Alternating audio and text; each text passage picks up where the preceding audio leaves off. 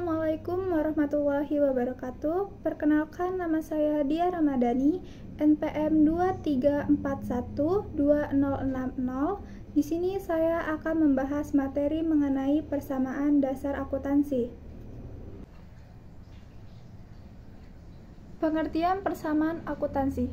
Persamaan akuntansi adalah suatu keadaan yang menunjukkan hubungan antara harta, hutang, dan modal pemilik dengan perhitungan ruas kiri harta atau aset harus sama besarnya dengan ruas kanan atau kewajiban dan modal. Bentuk persamaan akuntansi adalah harta sama dengan kewajiban ditambah dengan modal. Pada awal pendirian perusahaan, pemilik menyetor sejumlah dana sebagai investasi ke dalam perusahaan. Dalam perjalanannya, harta perusahaan dapat diperoleh dari pihak lain yang biasa disebut dengan kewajiban atau hutang. Nah, dalam persamaan akuntansi itu terdapat 3 unsur, yaitu yang pertama ada aset, ada kewajiban, dan ada ekuitas. Yang pertama aset. Aset atau aktiva adalah semua kekayaan yang dimiliki suatu perusahaan, baik yang berwujud maupun yang tidak berwujud. Aktiva terdiri atas bagian-bagian berikut. Yang pertama itu ada aktiva lancar. Aktiva lancar yaitu semua aktiva atau aset yang dimiliki oleh perusahaan yang dapat dicairkan, dijual, atau dinilai dengan uang. Nah, yang termasuk ke dalam aktiva lancar itu apa saja? Yang pertama ada kas. Kas yaitu semua aktiva yang tersedia dalam kas perusahaan maupun yang disimpan di bank yang dapat diambil setiap saat. Yang kedua itu ada surat berharga. Surat berharga yaitu kepemilikan saham atau obligasi perusahaan lain yang bersifat sementara, yang sewaktu-waktu dapat dijual kembali. Yang ketiga ada piutang dagang. Piutang dagang yaitu tagihan perusahaan kepada pihak lain atau debitur karena telah melakukan transaksi penjualan secara kredit. Yang keempat ada piutang wesel. Piutang wesel yaitu surat perintah membayar kepada seseorang atau badan yang namanya disebut dalam surat untuk membayar sejumlah uang pada tanggal yang telah ditentukan. Yang kelima yaitu pendapatan yang masih harus diterima.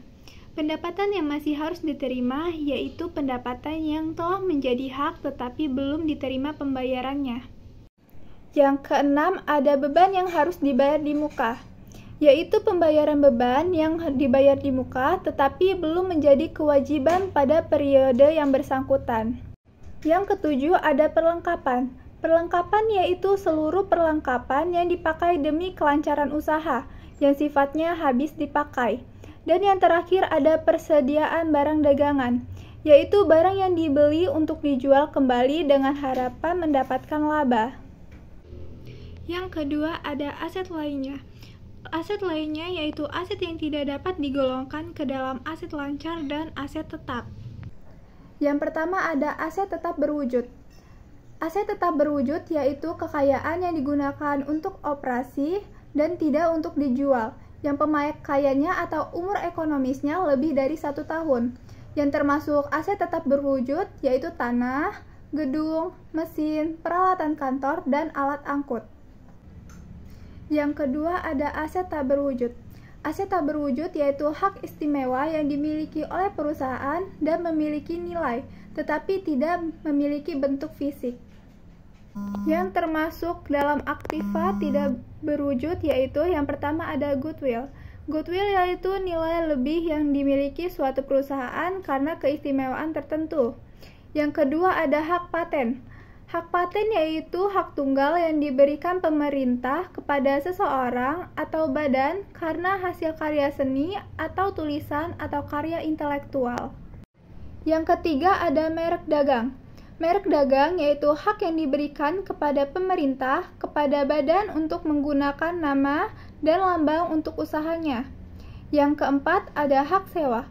Hak sewa yaitu hak untuk menggunakan aktiva tetap pihak lain dalam waktu yang panjang sesuai dengan kesepakatan. Dan yang terakhir ada franchise. Franchise yaitu hak istimewa yang diterima oleh seseorang atau badan dari pihak lain untuk mengomersialkan formula, teknik, atau produk tertentu. Yang kedua ada kewajiban. Kewajiban adalah kewajiban membayar kepada pihak lain karena adanya transaksi pembelian barang atau jasa secara kredit. Berdasarkan jangka waktu pelunasan utang, kewajiban dikelompokkan menjadi 3. Yang pertama ada kewajiban lancar. Kewajiban lancar yaitu utang yang harus dilunasi dalam waktu tidak lebih dari 1 tahun. Yang termasuk utang lancar yaitu yang pertama utang dagang. Utang dagang yaitu utang yang muncul akibat adanya transaksi pembelian barang atau jasa secara kredit yang tidak disertai perjanjian tertulis. Yang kedua ada utang wesel. Utang wesel yaitu janji tertulis untuk membayar utang dalam jumlah tertentu yang ditetapkan. Yang ketiga ada penghasilan diterima di muka. Penghasilan diterima di muka yaitu pendapatan yang belum menjadi hak tetapi uangnya sudah diterima. Dan yang terakhir ada beban yang harus dibayar. Beban yang harus dibayar yaitu utang perusahaan yang belum terbayar. Yang kedua ada kewajiban jangka panjang. Kewajiban jangka panjang yaitu utang yang waktu pelunasannya lebih dari 1 tahun. Yang termasuk utang jangka panjang yaitu yang pertama ada utang hipotek. Utang hipotek yaitu utang jangka panjang dengan jaminan aktiva tetap.